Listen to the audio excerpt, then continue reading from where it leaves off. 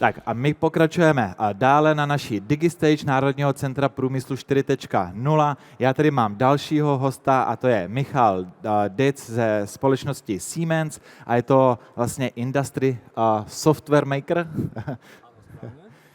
Děkuji. My se podíváme na téma přínosy digitalizace a virtuální reality při plánování a vývoji produktu. Já jsem se na tento rozhovor velice těšil, protože sám jsem fanda rozšířené a virtuální reality, řekněme té mixované reality.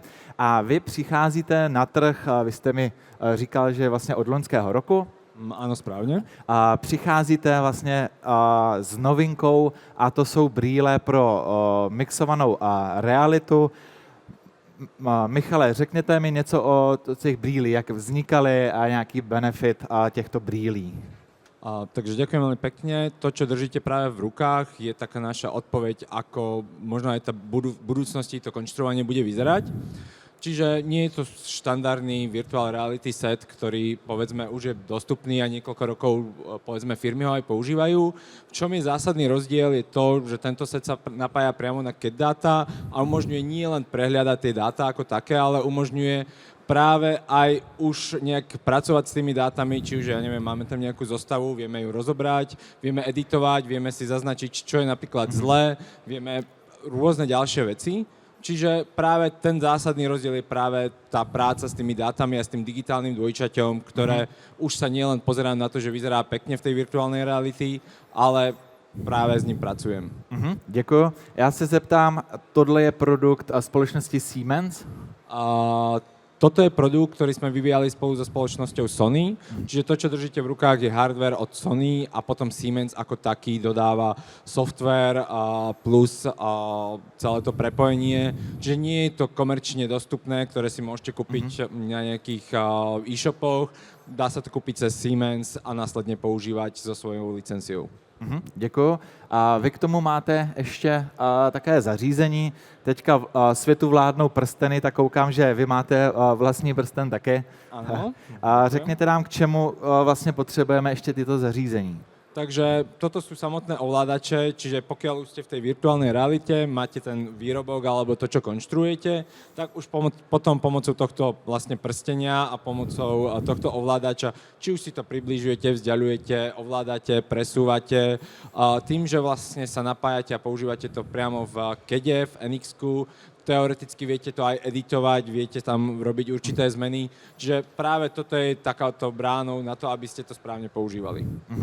Děkuji. Já jsem si to sám vyzkoušel a jelikož i můj background je strojírenství, jak pracovně, tak i ve škole a sám dobře vím, když jsem programoval a vlastně modeloval, tak je hrozně důležitá ta přesnost. A vlastně virtuální realita a rozšířená realita a ovládání jenom pouze rukami je vlastně jako na přesnost složitá, takže z tohoto důvodu vy jste vyvinuli vlastně tyto zařízení, abyste dokázali dělat tu přesnost. Áno, presne tak a plus viete s tým interagovať s tým modelom, čiže máme napríklad use case, kedy máme autobus a viete prísť k tomu autobusu v rámci virtuálnej reality, otvárať tie dvere a zatvárať tie dvere a samozrejme na to potrebujete nejaký kontroler. Super, takže my máme hardware, teď se posuneme dál, aby jsme to komplexně mohli používat. Jaký je další krok? Takže samozrejme potrebujete k tomu software, potrebujete k tomu dáta. Takže software, ktorý je potrebný, je Siemens NX, alebo momentálne už Design Center NX, ktorý vám tvorí ten základ tých dát a na to sa ešte vlastne pripája add-on Immersive Engineering. To znamená, že to je ten most medzi tými vašimi CAD dátami, ktoré máte v tom NX-e a už tým, čo vidíte v tej virtuálnej realite.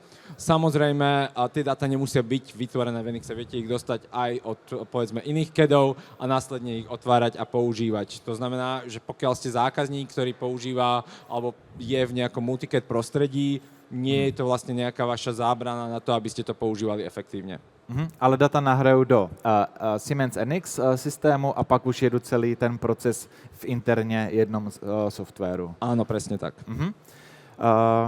Takže modeluju v NX. zobrazím si to, předpokládám, že je jednoduchý tlačítko a dám si to do těch brýlí, protože jak to znám vlastně z dřívějších několik let vlastně jako softwaru, tak vždycky jsme si to museli připravit, někam to přehrát, rozjet to v těch brýlí a potom. A vlastně to byl takový, trošku si troufnu říct, i ten bloker to vlastně používat, takže vlastně vy přicházíte s novinkou, kdy vlastně tomu uživateli, tomu konstruktéry tuhle technologii strašně zjednodušujete a dostáváte, má na stole nejenom kedovou myš, ale vlastně i brýle pro virtuální realitu. Áno, presne tak. A tu ste krásne popísali aj ten problém štandardných virtual reality setov. Čiže ak sa bavíme o tomto, tak tie najväčšie, najťažšie zostavy sa otvárajú radovo možno 3-4 minúty. Ak si to predstavím, že ak by som chcel používať napríklad konkurenčné riešenie, potrebujem si postaviť nejakú jaskyňu, preložiť si nejak tie dáta, otvoriť ich v tej virtuálnej realite, tak tu sa bavíme o tom, že to vlastne pripojím káblom, spustím to a vlastne naštartujem to, otvorím vlastne NX-ko, otvorím zostavu a už si to len otvorím v rámci Immersive Engineering aplikácie. Takže jednotná platforma mi vlastně zajistí to, že mi to vždycky bude fungovat, jsem na jedné platformě, jeden hardware, software. Presne tak. Já bych přistoupil k use caseům. Pojďme našim tady divákům říct, k čemu vlastně se to dá, tahle technologie vlastně použít. Nějaký use case, který by šel říct. O tých, povedzme, use caseov alebo tej kreativite sa medze neskladú, ale keď už si predstavím takéto zariadenie, tak je to veľmi zaujímavé napríklad počas design reviews. Pokiaľ dizajnujete, máme napríklad v rámci Siemensu use case, kedy sa dizajnujú luxusné jachty. Samozrejme, majitelia týchto jacht sú veľmi nároční zákazníci, ktorí si potrebujú vidieť, či už, ja neviem, farbu nábytku alebo všetky takéto veci, na ktorých si oni dávajú záležať. A to znamená, že viete ich previesť už cez to prostredie, viete im ukázať, ako to bude presne vyzerať predtým, ako to postavíte. To je jeden z príkladov. Ďalší príklad je, pokiaľ, ja neviem, implementujete veľké linky, chcete, povedzme, ukázať zákazníkovi, alebo hlavne vedeniu zákazníka, ako to bude vyzerať, je vždycky lepšie im to ukázať, povedzme, vo virtuálnej realite a vysvetliť im to na obrázkoch, ako im to len nejak vytlačiť a tým pádom oni, povedzme, majú taký lepší kontakt s tým, čo to bude vlastne, alebo ako to bude vyzerať. A už keď sme u tých vlastne machine builderov alebo u tých, ktorí stavajú linky, tak tu veľmi silne môže byť, alebo veľmi silný faktor môže byť argumentovaná realita. Čiže vy, keď máte nejaké zariadenie, viete si ho umiestniť priamo do prostredia a v tom prostredí už vidieť, ako vlastne bude, ja neviem, vyzerať dané zariadenie. A ešte taký ďalší use case, ktorý je veľmi silný, sú práve veľtrhy alebo tá marketingová časť. To znamená, že znova, pokiaľ chcem ukázať viacero výrobkov, ale nemám kapacitu na to tých viacero výrobkov doniesť so sebou napríklad na veľtrh, tak je super mať takúto virtuálnu realitu, dať to zákazníkovi, previesť ich vlastne tým prostredím, čo všetko ste schopní dodať vy ako nejaký dodávateľ bez toho. A možno taká posledná, ktorá je už trošku viac sci-fi a trošku, ale samozrejme je reálna, sú tu firmy, ktoré to používajú, je práve kolaborácia.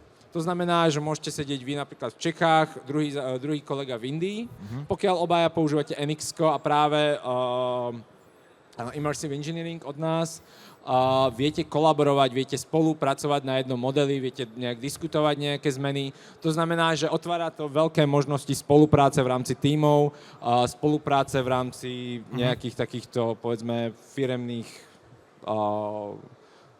prác. Super, děkuji.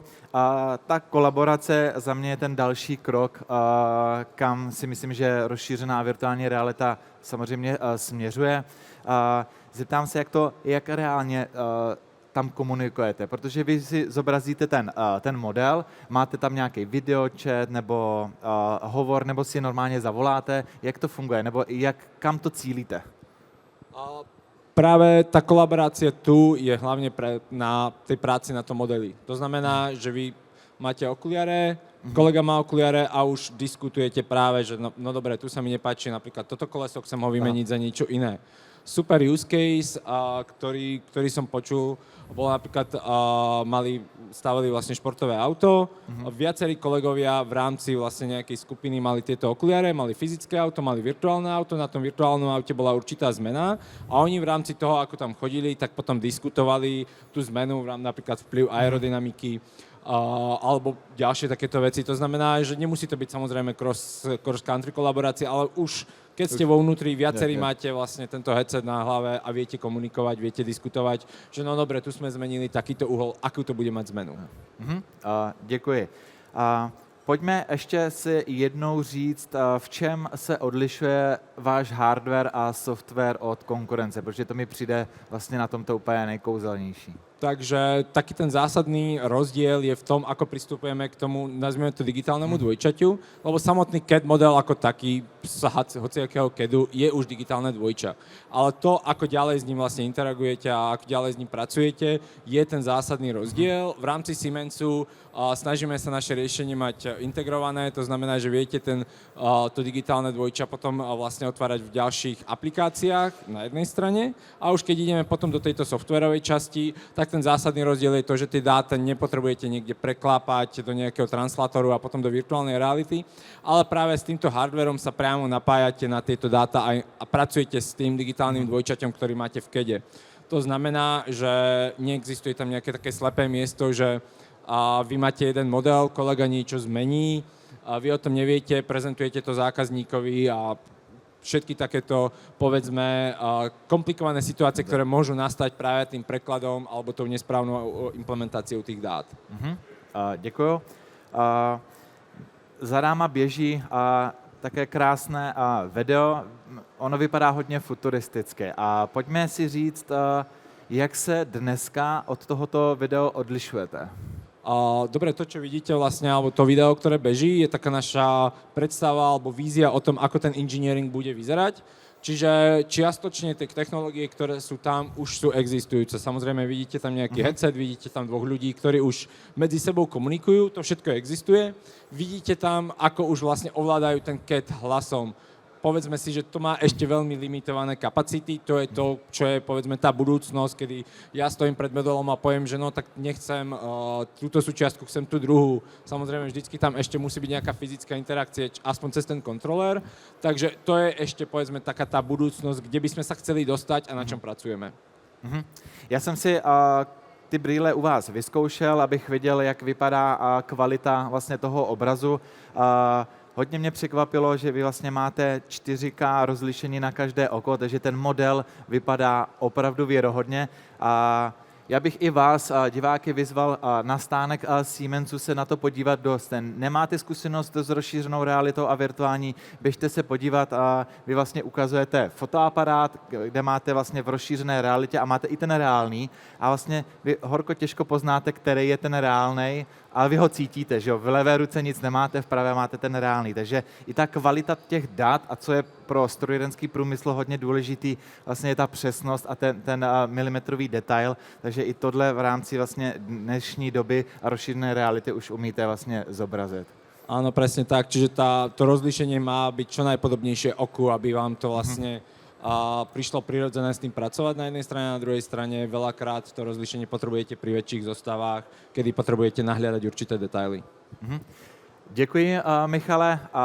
Takže to byl náš rozhovor na téma přínosy digitalizace a virtuální reality při plánování a vývoji produktu. Děkuji, Michale. Ďakujem veľmi pekne taktiež.